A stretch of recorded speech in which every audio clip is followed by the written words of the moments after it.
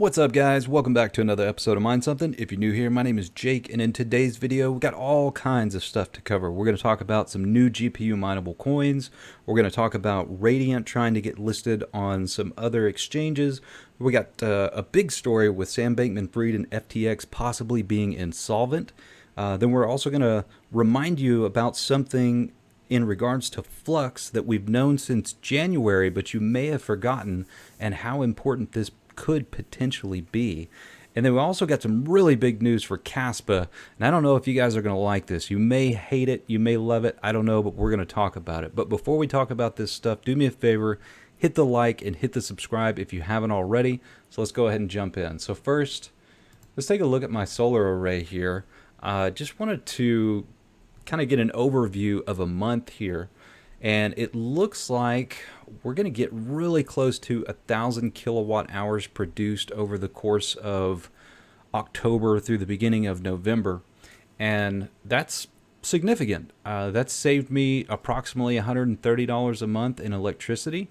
And if you take that value and put it into, any specific token or coin, and $130 a month times however many months, and then you multiply that by whatever the coin you think is going to be in the future or the middle of the next bull run, $130 a month is an awesome dollar cost average, right? So I'll just kind of take a look at this chart here and show you what it's doing day by day. We're kind of ranging somewhere between 25 to 28 kilowatt hours per day, which is low in comparison to where I would expect it to be in the summer months or maybe the spring. But, here we are, it's November, and I still think it's doing pretty great. So I'm really happy about the investment. And if you just look at the fiat value of what I'm saving right now, it's actually right at a 2-year return on investment, which is outstanding. I haven't seen anybody's solar system less than a 3-year return on investment. So I'm really happy that I purchased this, did it all myself. And if you guys aren't familiar with my videos where I basically walk you through all of the equipment to buy and how to install everything, I'll leave a link to those videos and you can check them out. So next, let's take a look at what to mine. So we've got Kaspa coming in on top at the moment. If I'm at 7 cents per kilowatt hour and tuned to 13.4 gigahash at about 2,900 watts, I'm making about $2.30 a day in fiat value. But honestly, I'm not really concerned about fiat value with Kaspa. I feel very comfortable in thinking that this project is going to do some amazing things in the future. But right at this very moment, I'm actually not mining Kaspa. I switched back over to Radiant, and it's more profitable for me right at this very moment. Perhaps it'll stay that way, maybe it won't, I don't know, but Radiant's getting a little bit of attention, and it's also pumping right now. We'll cover that here in just a second, but first, let's take a look at these new coins that are available. So we've got miningpoolstats.stream pulled up, and you can see we've got 2 new GPU mineable coins, one of them using curve hash algorithm and the other one using ETH hash. These came out about 4 days ago. My apologies for not covering it sooner. I did notice these on the day that they came out, but honestly, after looking at them, it just didn't seem like anything that was extremely enticing. We'll go ahead and pull up Keymaker here first. So you've got roughly about 2.5 to 3 gigahash.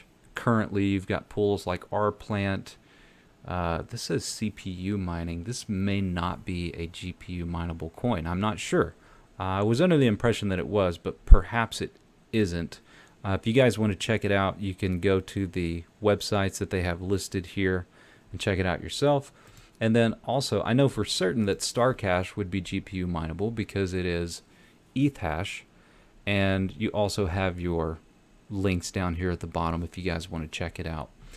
And let's talk about Radiant some more. Right now, it is pumping. It's up about 50% on the day, and as you can see, we are at 0.001 cents per RXD or Radiant. And, over the past couple of days, man, this thing just continues to pump.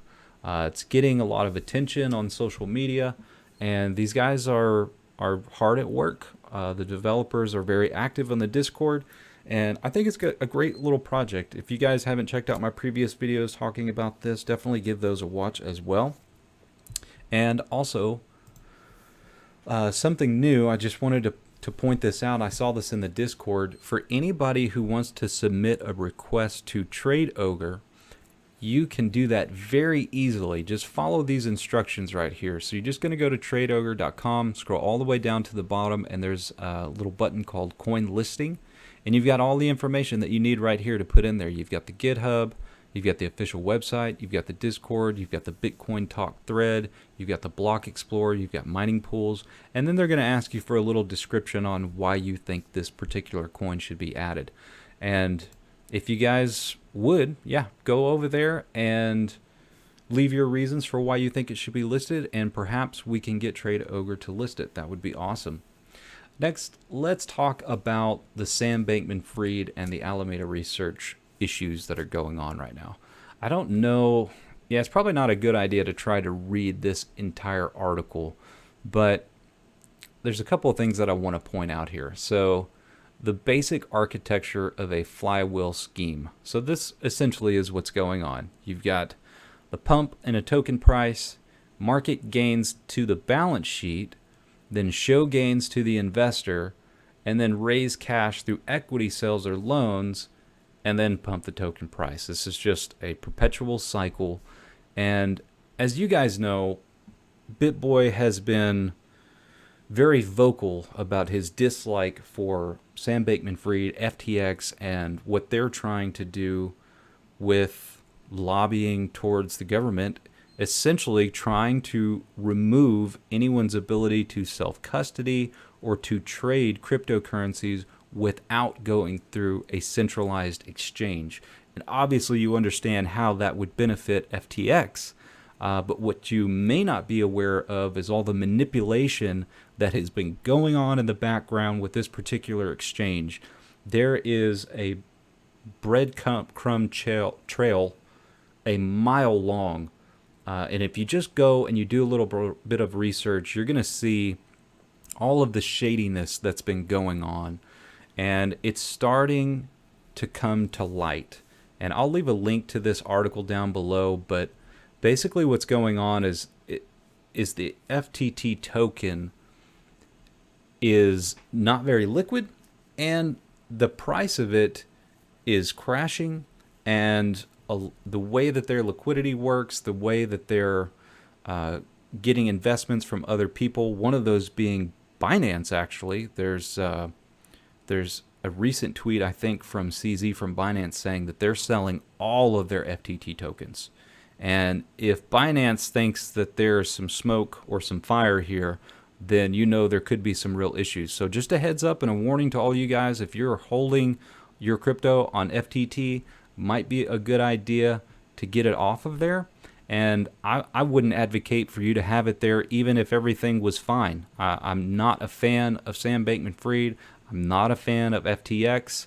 I don't like the way that they manipulate the market, and I don't believe that they hold true to the values of cryptocurrency and blockchain technology. So having said that, like I said, I'm going to leave this link down below, and if you guys want to check out this article, you go right ahead. Next, let's take a look at Flux right now. So it looks like hash rate is still increasing just slightly, and if you guys didn't catch the last video that I posted about the deep dive into Flux, there's one thing that I didn't mention in that video that I wanted to highlight today, and this is kind of some old news, but I want to tell you why it's relevant today. So Flux partners with Nvidia, and on this Reddit post, somebody's asking, you know, is this a big deal? Is it not a big deal? And Nvidia has a lot of partners. In fact, I think they have over 1,800 different people or different companies that they list as partners. Now, Flux is the very first cryptocurrency or blockchain related company to be a partner, but they're not just a partner. They are a premier partner, and there's a very distinguishing difference between a partner and a premier partner. Essentially what that boils down to is basically anybody who's listed as a partner is somebody that's a customer of NVIDIA's. But a premier partner is something entirely different. And you can go to NVIDIA's website and check out what that means specifically. But I want to do a little bit of speculation, right? So what I think may be going on here is I think that NVIDIA, number one, they have started their, I don't know how you would refer to this. The model basically is you can game with their cloud services and have the equivalent of about a 3080 in as far as resolution and things like that are concerned. And I think that NVIDIA wants Flux as a partner because they understand where proof of useful work is going in the future. Now, again, if you didn't watch that video with my deep dive about Flux, we did talk briefly about how proof of useful work may have different requirements than just proof of work. And those different requirements, they won't specify yet. They don't want you guys running out and buying equipment for something that may not come to fruition. But essentially, in the very near future, what they said would be Q1 or Q2 of 2023, they're going to start benchmarking or testing people's systems to give you a score to determine whether or not you're a candidate for for proof of useful work. Okay, so with use of proof of useful work, they're essentially going to be using your GPUs to process information for a company like NVIDIA. And this could be huge. This could be massive. And I think that's perhaps the reason why people continue to mine Flux at a loss. And it's going to come sooner rather than later. So just a heads up, if you guys are not aware of everything that's going on with that, I highly recommend that you do the deep dive and you figure those kind of things out. Let's take a look at this Flux partnership here. So Flux partners with NVIDIA to bring Web3 to the next level. Flux was created with the very purpose of innovating blockchain technology and developing the foundational technology infrastructure and tools for Web3. Web3 is evolved, decentralized internet that empowers users and delivers a whole new experience by leveraging technological breakthroughs such as blockchain, artificial intelligence, edge computing, and machine learning. So in the spirit of innovation, Flux is partnering with NVIDIA to share technology and ideas to build a better internet for everyone. Flux becomes a premier partner of NVIDIA Inception program. NVIDIA is an industrial leading hardware and software developer. They revolutionized gaming by developing groundbreaking graphic processing units, GPUs, 20 years ago. NVIDIA has passion for innovation, which is why they created the Inception Partnership Program. NVIDIA's Inception is a program designed to help technology startups evolve faster through access to cutting-edge NVIDIA technology and experts, networking events, and co-marketing support. Flux joins the NVIDIA Inception as a premier partner and will be supported by NVIDIA in developing the decentralized infrastructure needed to power Web3.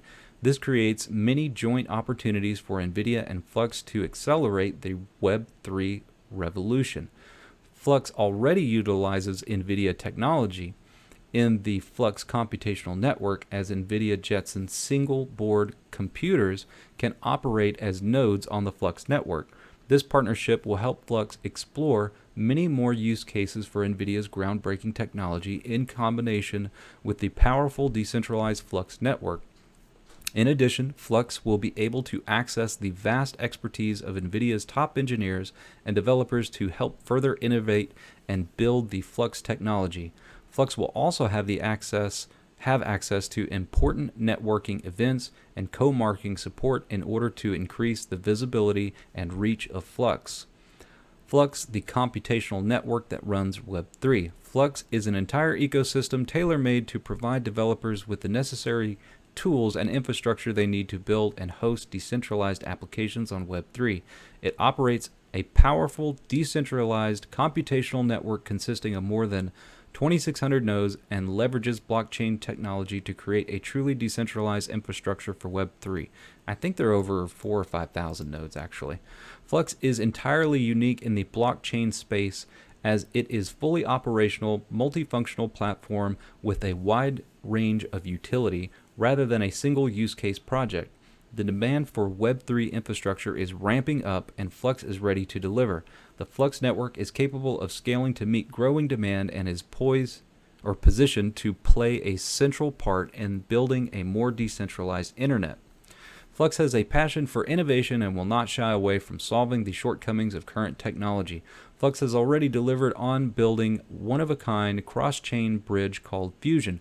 Fusion, an application in the self-custodial Zelcore wallet, makes it possible to move assets between supported blockchains in a simple, secure, and fast way. Flux is also actively developing proof of useful work, a solution to the environmental concerns plaguing proof of work mining in the blockchain. Instead of blockchain mining being wasteful, Flux will implement new mining algorithms and methods that will utilize the GPU hashing power to solve real-world problems such as rendering, deepfake detection, or training machine learning. I'm just going to stop there and just kind of reiterate. Guys, at some point, we are going to have a metaverse. We've got Sandbox, we've got Decentraland, we've got all this speculation about the things to come with virtual reality. And Nvidia can't power all of that by themselves with the equipment that they personally have. And they're going to be leaning on companies or projects like Flux to make that a reality. And I think this could be big. This could be the start of something massive. So just wanted to give you guys a heads up. Anyways, last thing I wanted to bring up was talking about what's going on with Kaspa. I noticed on Rabid Mining's video today, he pointed this out. And I don't know how you're going to feel about it, but we're going to talk about it anyway. It is here. There is... Sorry, long dramatic pause there. There is an ASIC for Kaspa. It's going to run you about $5,000, and it looks like it's going to start shipping around mid-November of this year. And let's go over the specs here. So the E300 miner supported mine Kaspa hash rate up to 10 gigahash, and it looks like it's using FPGAs. Yep, so 3 FPGA chips basically, and it's gonna consume about 450 watts. And I've never heard of this company before, but I've already reached out to them. I would really love to do a review on this particular product. I'll let you guys know if I get a response back from them. But yeah, so I think it's pronounced Osprey. And they also have some other products as well. Let's take a look. They've got a hotspot, a G1 hotspot for US, Europe, and China on, what is it called? Helium. So as you know, Helium has basically gotten away from the LoRaWAN, and now they're doing 4G mobile coverage. They partner with T-Mobile. They got all these things going on, and supposedly, you know, the rewards look great right now. It doesn't look like this unit is that expensive, $399. I'd have to do a little bit more reading on it to figure out if it's everything that you need. But yeah, I was under the impression that running a 5G or 4G mobile hotspot was going to set you back somewhere between $1,500 to $5,000 depending on the unit. But I don't know if this covers all of that. But yeah, apparently they have that as well. Anyway, so yeah, we've got ASICs on Kaspa, and perhaps that is why we saw such a dramatic spike in difficulty not that long ago. We just assumed it was from FPGAs only, but you know, perhaps they've been testing this for quite some time. I don't know how long this particular product has been available for pre-order, but it's here, guys. There's ASICs on Kaspa. So yeah, that's all I got for you guys today. If you would, do me a favor, hit the like button and hit the subscribe if you haven't already on your way out, and I will see you guys on the next episode.